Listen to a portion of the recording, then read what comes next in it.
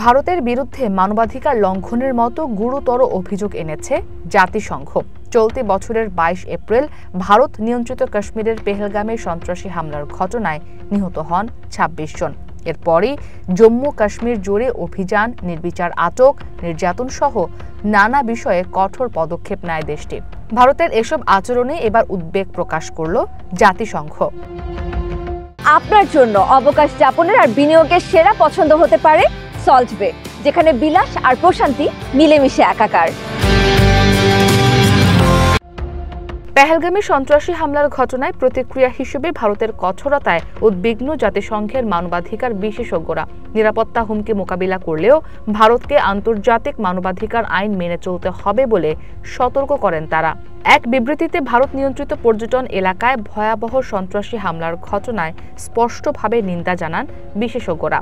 বলেন, সন্ত্রাস বিরোধী কার্যক্রম পরিচালনা করলেও সব সরকারকে মানবাধিকার আইনকে সম্মান করতে হবে।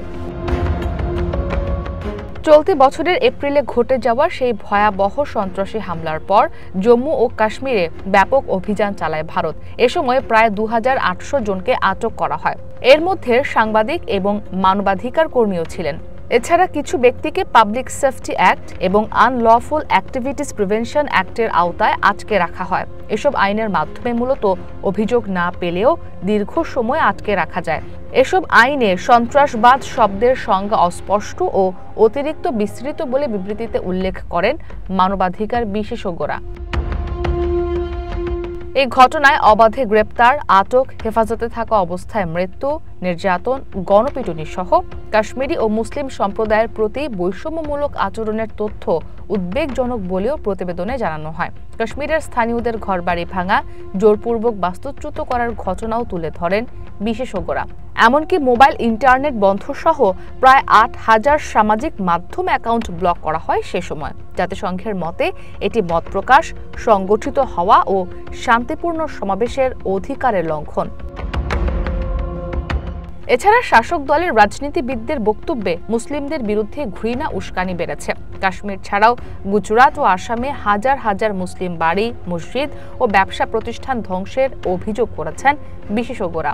এমনকি আইনগত প্রক্রিয়া ছাড়াই প্রায় ১,৯০০ মুসলিম ও রোহিঙ্গা শরণার্থীকে বাংলাদেশ ও মিয়ানমারে ফেরত পাঠানো হয়।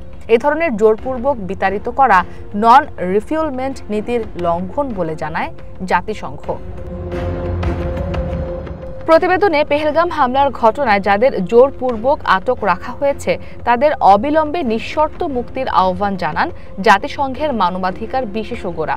একই সঙ্গে ভারতকে সন্ত্রাস বিরোধী আইন ও কার্যক্রম আন্তর্জাতিক মানবাধিকার মানদণ্ডে সামঞ্জস্যপূর্ণ করারও আহ্বান জানানো হয়। সন্ত্রাস বিরোধী পদক্ষেপের নামে বাড়াবাড়ি শুধু মানবিক মর্যাদা, সংবিধান ও আন্তর্জাতিক আইনকেই লঙ্ঘন করে না, বরং সামাজিক বিভাজন বাড়িয়ে ভবিষ্যতে আরও সহিংসতার ঝুঁকিও তৈরি করে। জম্মু ও কাশ্মীর ইস্যুতে শান্তিপূর্ণ সমাধানে ভারত ও পাকিস্তানের মধ্যে সংলাপ শুরুর আহ্বান জানায় জাতিসংঘ। ইসরাত মুক্তি, ওয়ান ইন্টারন্যাশনাল ডেস্ক।